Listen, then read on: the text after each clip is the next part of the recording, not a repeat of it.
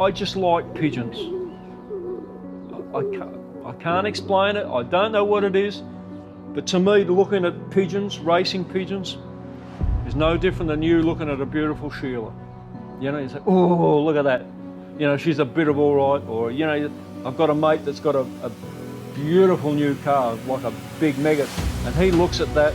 He doesn't look at his wife, he looks at this car and just loves it, you know. I love the pigeons. You know, when I was growing up in the sport, it was a big thing. I go back to when I was 17, 18, 19 years of age. We went into our local club rooms, or association room, and you were jostling for room. There's 400 or 500 people in there on any given night with their clocks and that, and there was a buzz. There was a real excitement. You know, they'd call out the winners, and there's 400 people in there, all clapping, you know, the winner, and those days are gone.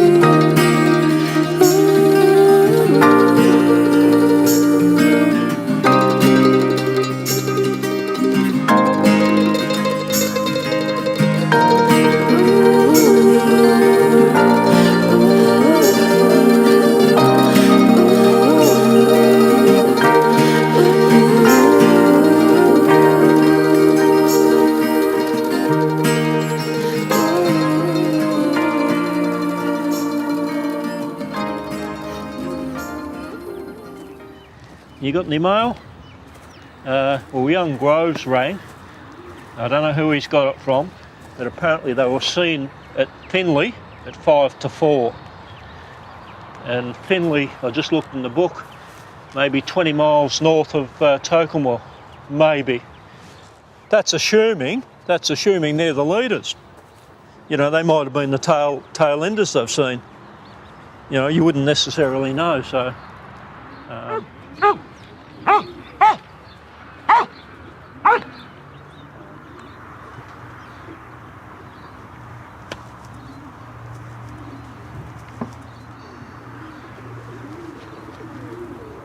You stand in the yard and there's this pigeon appears. You know, and there's a pigeon coming, and you see it and you know it's yours. Come on!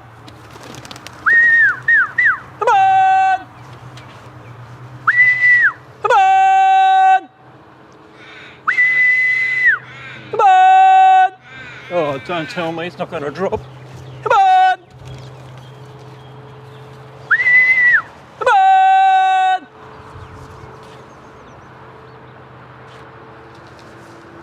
Where's it going? Just around the back. Come on!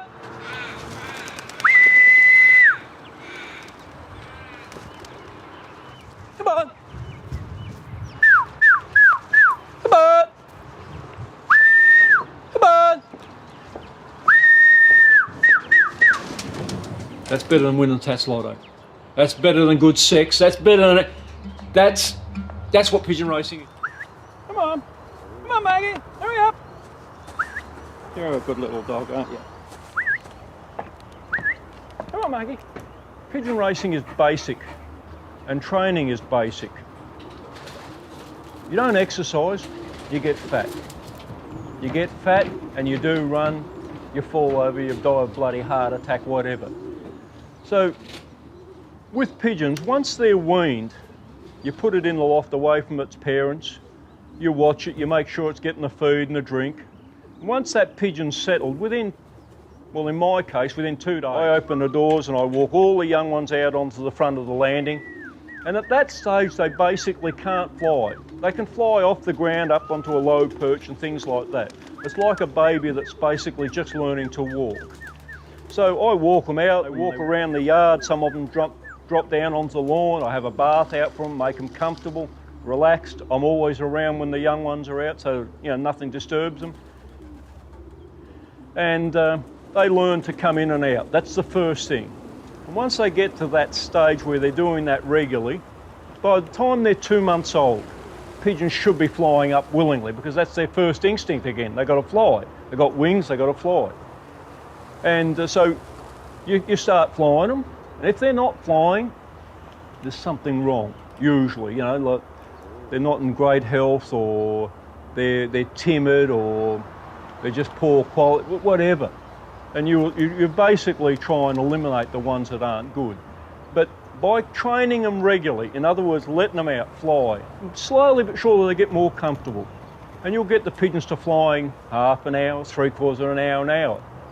I like the pigeons to fly every day of the week for at least an hour. That way they don't put on fat, they learn to home, they basically learn where they are, they start roaming, they might disappear for half an hour, 3/4 of an hour when you let them out. All that, they're learning where they are. They're basically learning the area.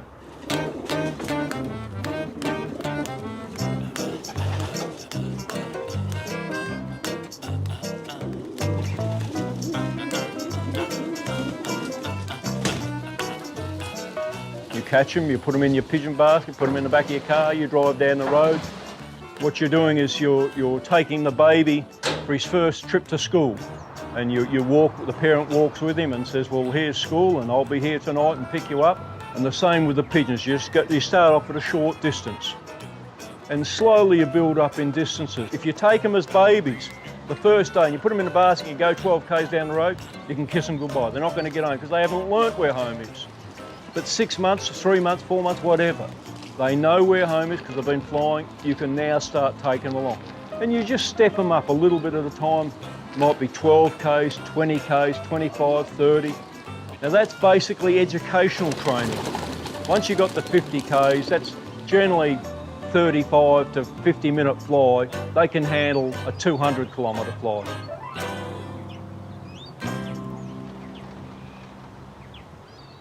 The difference between racing pigeons and what I would call scrubbers, church pigeons, street peckers, whatever you want to call them, is basically the racing pigeon has been bred down for 150 years. Oh, yeah, close to 150 years. Racing pigeons originated in Belgium, basically. It's accepted that they started in Belgium. Fly them with a safe environment. We fly them with a perch to sit on. We treat them reasonably well. They come home. It's natural. When you were a boy and you went to school, after school, the most natural thing is, well, yeah, you want to play with your mates and kick a footy and that, but come tea time, you were sitting at the table looking for food. There's many, many reasons why we can't get young people in. The biggest thing is pigeons are a 365-day-a-year commitment. You don't just close the door and forget about them for a week. Every day of the week you've got to feed and clean them, give them fresh water, whatever, train them.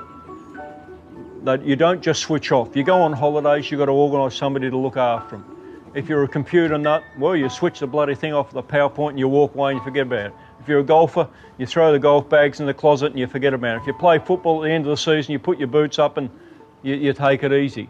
So for a new person to come in, very hard to start. And we don't have grading. There's not A grade, B grade, C grade.